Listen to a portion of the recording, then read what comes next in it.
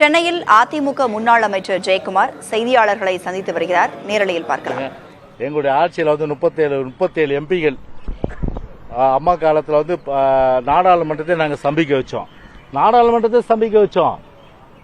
காவிரி நதி நீர்ல உச்ச நீதிமன்றம் ஒரு தீர்ப்பு கொடுத்து அதன் அடிப்படையில் வந்து மத்திய அரசை பணிய வச்சோம். மேலாண்மை குழு, மேலாண்மை வாரியம், அது ஒழுங்காற்று குழு, அதுக்கப்புறம் வந்து இது கச்சத்தீவு விஷயமா வந்து சென்ட்ரல் கவர்மெண்ட் எடுத்து நாங்கள் வந்து கேஸ் போட்டோம். அம்மாவை கேஸ் போட்டாங்க. இதில் வந்து டிஎம்கே பார்ட்டியா சேர்ந்தாங்களா? சேரலையே. இத மாதிரி வந்து எத்தனையோ சொல்ல முடியும். அப்படி மாநிலத்துடைய உரிமைக்காக எந்த காலத்தில் இவங்க வந்து பாராளுமன்றத்தில் இவங்க வந்து முற்றுகையிட்டு ஒட்டுமொத்தமாக நாங்கள் ஸ்தம்பிக்க வச்சிருக்காங்க சொல்லுங்க. 37 எம்பிகளும் ஸ்தம்பிக்க வச்சு அன்னைக்கு காவிரி நதிக்கு ஒரு ஓங்கி குரல் கொடுத்தோம். அந்த வகையில் இன்னைக்கு போன தடவையும் சரி இந்த தடவையும் சரி எம்பிகள் பெற்றாங்க தமிழ்நாட்டிலிருந்து. அதனால என்ன தமிழ்நாட்டு மக்களுடைய உரிமைகள் வந்து இதை மத்திய அரசு அழுத்தம் கொடுத்து அதன் மூலம் காப்பாற்றினாங்க. ஒண்ணுமே இல்லை. வெறுமனே பார்த்தனா வந்து இப்ப எடுத்துட்டாங்க. இது இல்ல மொத்தமே வந்து சுதந்திரம் பெற்ற ஆண்டிலிருந்து மொத்த கடன் பாத்தீங்கன்னா வந்து 5,18,000 கோடி. 5,18,000 கோடி எவ்வளவு? 75 வருஷமா கடன் வாங்குது எல்லா அரசுமே. இது அதாவது காங்கிரஸ் அரசுல இருந்து அதிமுக அரசுல இருந்து திமுக அரசு கடந்த காலத்துல இந்த 4 வருஷம் இல்லாம. ஆனா இந்த 4 வருஷத்துல இந்த ஒரு லாய்க்கில்லாத ஒரு ஸ்டாலின் மாடல் அரசாங்கம் பெற்ற கடன் வந்து 4,18,000 கோடி ரூபாய். 4,18,000 கோடி ரூபாய். அப்ப எப்படிப்பட்ட ஒரு மோசமான ஒரு நிர்வாக திறமையில்லாத அரசு இந்த நாட்டை ஆண்டு நீங்க பாத்துக்கினீங்க. ஒரே ஒரு உதாரணம் சொன்னேன். ஒரு தீர்மானம் கூட அது சரியா வடிவமைக்க தெரியாத ஒரு அரசாங்கம் இன்னைக்கு இருக்குன்னா இன்னைக்கு வந்து ஸ்டாலின் அரசாங்கம் தான். இன்னைக்கு எப்படி சொல்றேன்னா, ஆல் பார்ட்டி மீட்டிங் நடத்துறாங்க. ஆல் பார்ட்டி மீட்டிங் நடத்தும்போது பொதுவா என்ன ஆல் பார்ட்டி மீட்டிங் நடத்தும்போது ரெசல்யூஷன் முதலமைச்சர் பொறுத்தவரை படிச்சாரு. அந்த ரெசல்யூஷன் படிக்கும்போது என்ன எதுக்காக ஆல் பார்ட்டி மீட்டிங் போறோம் சொல்லுங்க. அதாவது தொகுதி மறைவதன் மூலம் நம்முடைய நாடாளுமன்ற தொகுதி குறையக்கூடாது.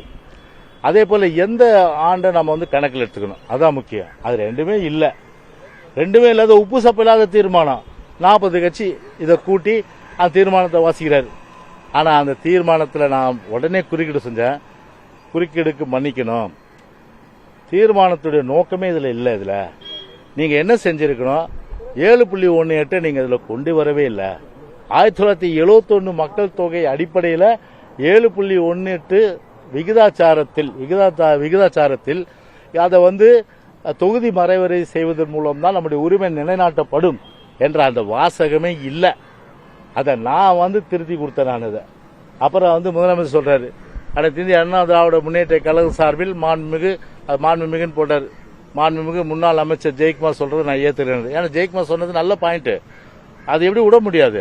அப்புறம் அண்ணன் வைகோ கூட அங்கிருந்து கை கட்டினார். சிறப்பா அருமையான பாயிண்ட் சொன்னீங்க.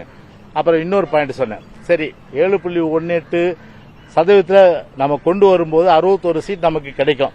அது வந்து ஒரு நல்ல விஷயம், நம்ம அழுத்தம் கொடுக்கணும். ஆனா 30 வருஷத்துக்கு தள்ளி போடணும்னு சொல்றீங்க நீங்க. 30 வருஷத்துக்கு தள்ளி போடணும்னு சொன்னா ஏற்கனவே 2 முறை கான்ஸ்டிடியூஷனல் அமெண்ட்மெண்ட் கொண்டு வந்திருக்கோம். ஏதாவது இந்த ஃப்ரீஸ் பண்றதுக்கு. இப்போ வந்து இருக்கிற சீட்டை ஃப்ரீஸ் பண்றதுக்கு 2026 வரல நமக்கு வந்து டைம் இருக்கு. அப்போ இன்னும் ஃப்ரீஸ் பண்ணனா 30 வருஷத்துக்கு ஒரு கான்ஸ்டிடியூஷனல் அமெண்ட்மெண்ட் கொண்டு வரணுமா இல்லையா? நியாயமான கேள்வி தானே இது. அவங்க கொடுத்த முதல் வரைவு தீர்மானத்தில் இல்லவே இல்லை. அப்ப நான் சொன்னேன் 30 வருஷம் சொல்றீங்க, ஆனா ஒரு அரசியலமைப்பு சட்டத்தை திருத்த பாரத பிரதமரை வலியுறுத்துவோம் சொல்லிட்டு அந்த வாசகம் கூட இல்லையே. எனவே நீங்க திருத்துங்க இதை. அதாவது 30 வருடம் இது வந்து இதே நிலை நீடிக்கணும், இதுல எந்த மாற்றமும் கூடாது. இதற்கு வந்து அரசியலமைப்பு சட்டத்தை வந்து திருத்தம் செய்வதற்கு ஏற்ற வகையில மத்திய அரசிற்கும் பாரத பிரதமருக்கும் அழுத்தம் கொடுப்போம் அப்படின்ற தீர்மானத்தை நீங்க வரைங்க, போடுங்கன்னு. அப்பதான் எழுதி போட்டாரு.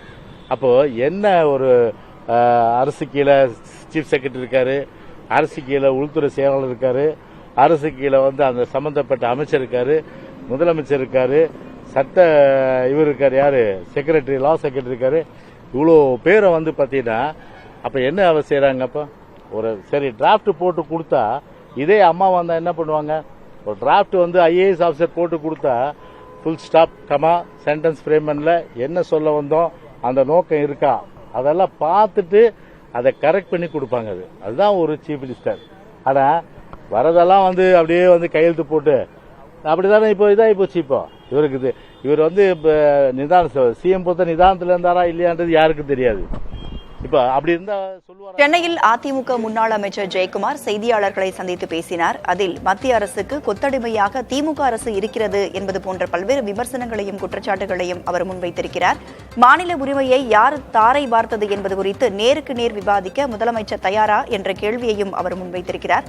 மேலும் கல்வியை மாநில பட்டியலுக்கு கொண்டுவர திமுக நடவடிக்கை எடுத்ததா என்ற கேள்வியையும் அவர் முன்வைத்திருக்கிறார். அவர் பேசியவற்றின் சாராம்சத்தை பின்னர் விரிவாக பார்க்கலாம்.